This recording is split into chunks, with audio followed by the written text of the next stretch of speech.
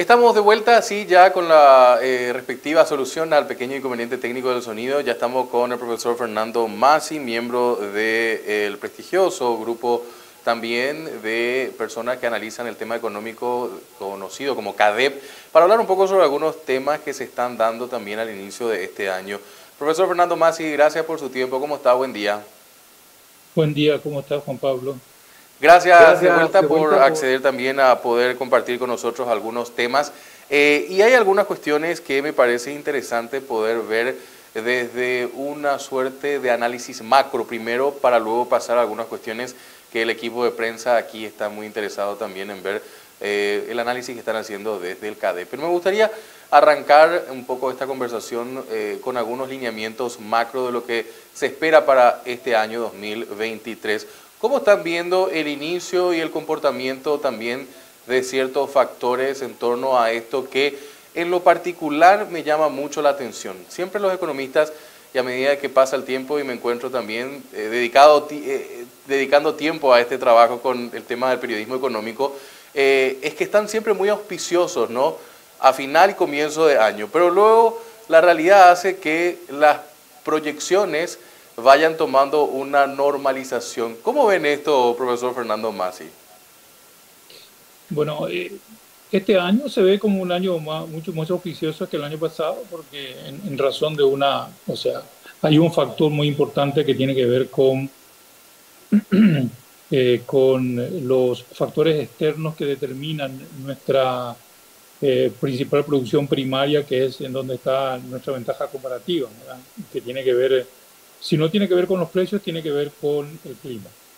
Y evidentemente que este año no vamos a tener en contra, digamos, el problema de la sequía, y por lo tanto ese es un factor importante en términos del crecimiento económico. Entonces, las proyecciones son de un crecimiento económico, de volver a tener el crecimiento económico que hemos tenido, yo diría, bueno, en el 2020 tuvimos un buen crecimiento económico, a pesar de que, no, en el 2000, perdón, en el 2021, en el 2020 no, porque el año de De la una pandemia.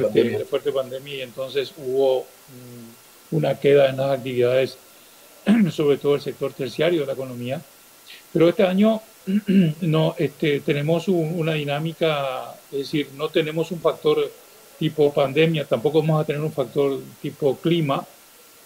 Por lo tanto, se espera que el crecimiento económico sea entre el 4 y el 5%. Lo otro que se espera es que, digamos, no tengamos, eh, digamos, el efecto tan fuerte que hemos tenido el año pasado en términos de inflación, a pesar de que se mantiene muy alto el precio del petróleo, y esto siempre incide negativamente, o sea, incide en los precios del consumidor. Pero quizás este año, a no ser que ocurra algo, algo más,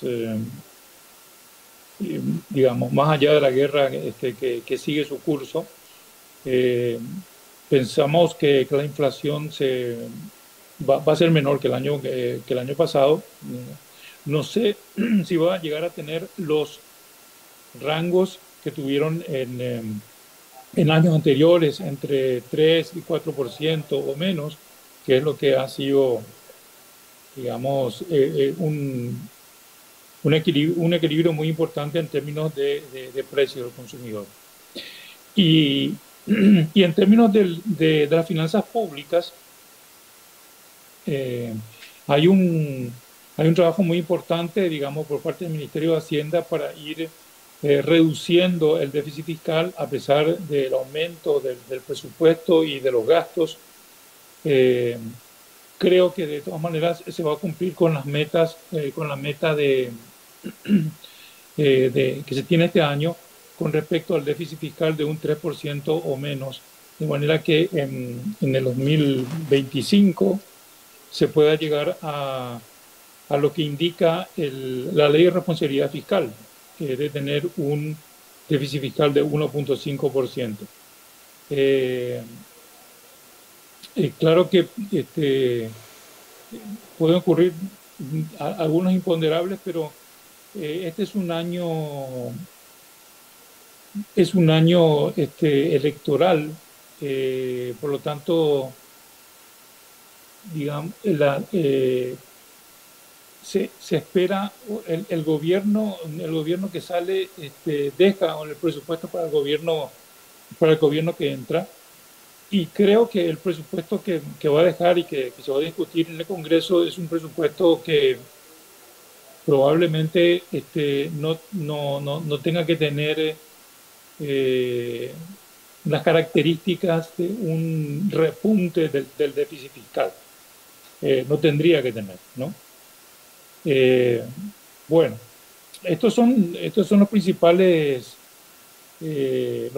aspectos que hacen a la parte macro, digamos, A ¿no? nivel A nivel interno, y interno, un y un elemento para elemento. cerrar un poco esta introducción, a nivel externo, el tema del conflicto todavía que sigue y cada vez con una escalada que vemos en torno a Rusia y Ucrania, que se habla mucho también de que impacta a nuestra economía, ¿no? Algo tan lejano y tan distante, pero que tiene una influencia.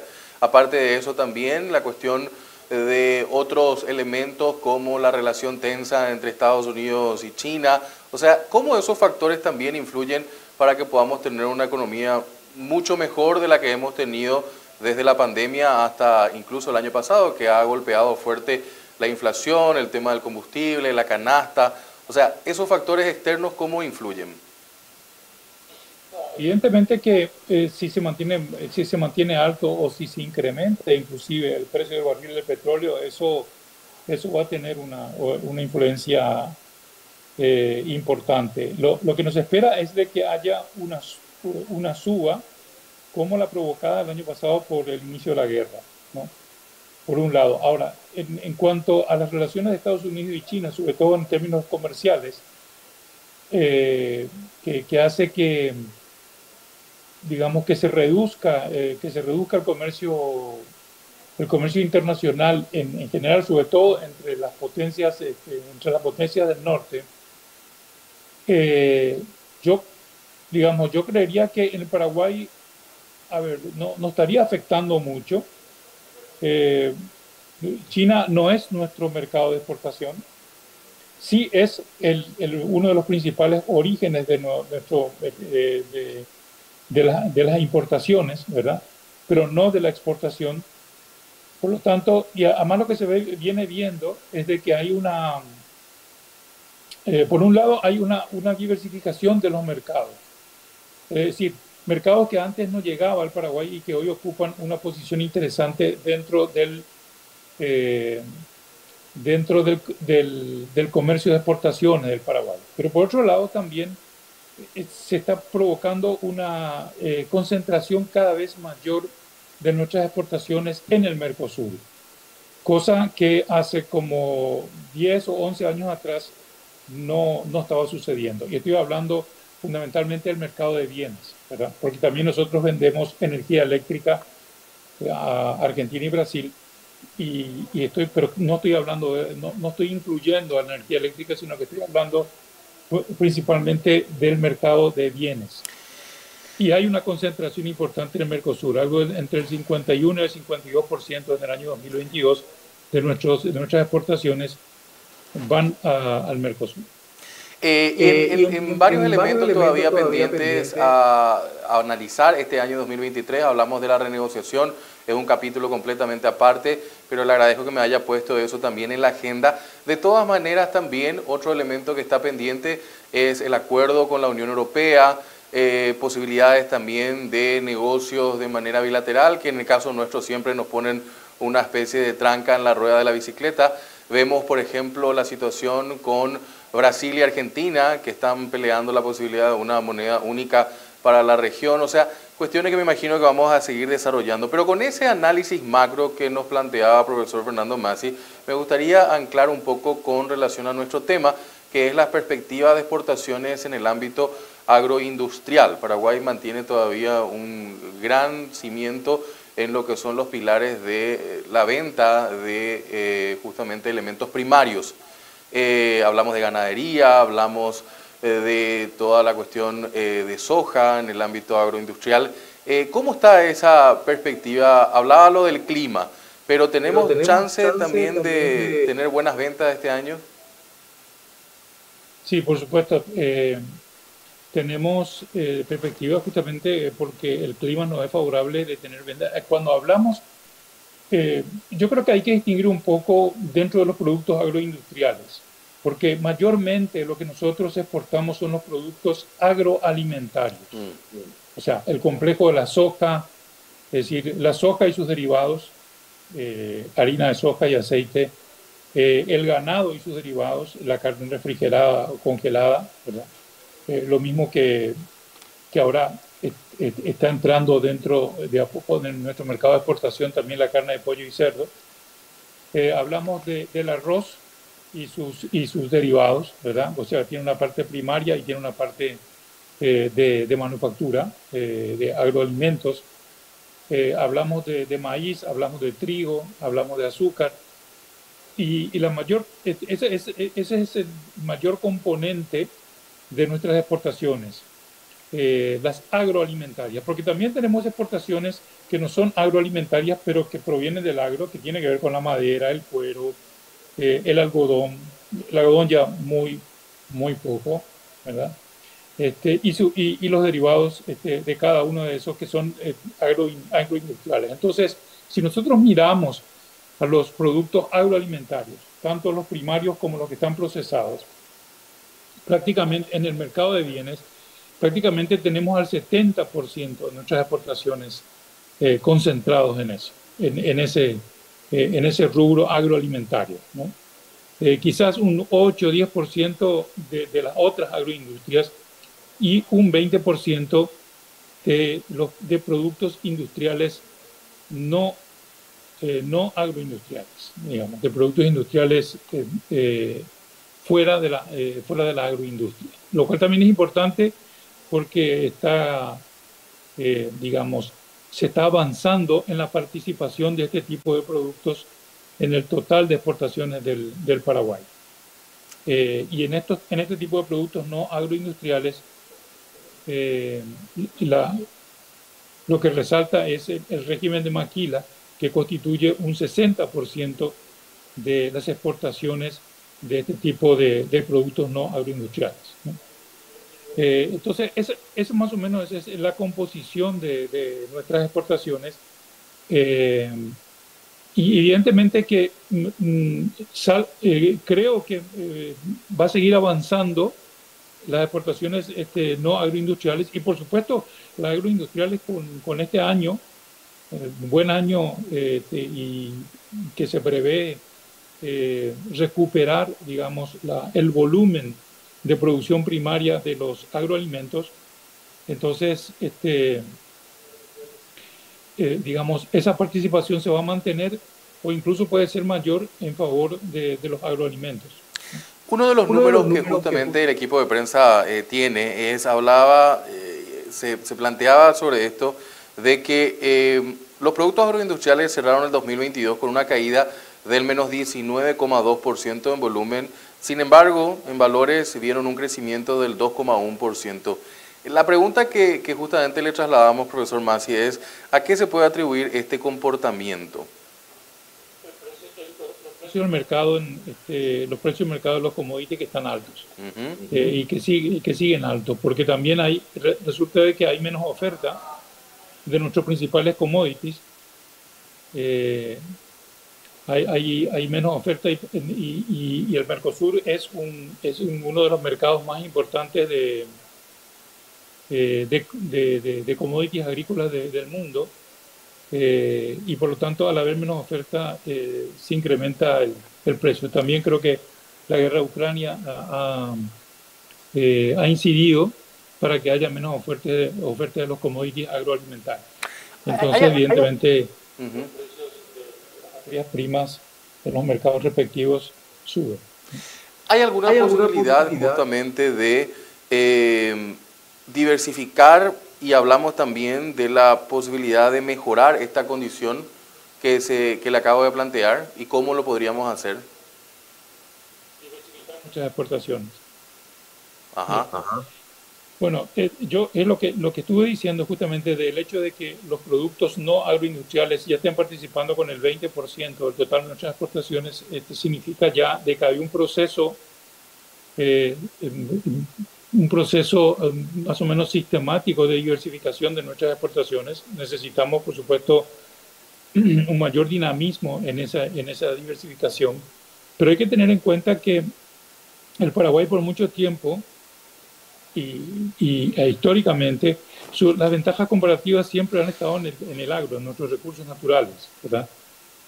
Y si bien es cierto que, que sobre todo a partir del boom de los commodities, los agroalimentos se han concentrado en soja y carne, sin embargo también ahí comenzó a haber una diversificación. Hoy el arroz participa con un porcentaje importante de nuestras exportaciones, lo mismo que el maíz y el trigo, ¿verdad? Entonces, y también comienza a haber exportaciones de carne de cerdo y de pollo, que también es importante. Por lo tanto, yo creo que hay un proceso de diversificación tanto en la parte de agroalimentos como en la parte no agroindustrial.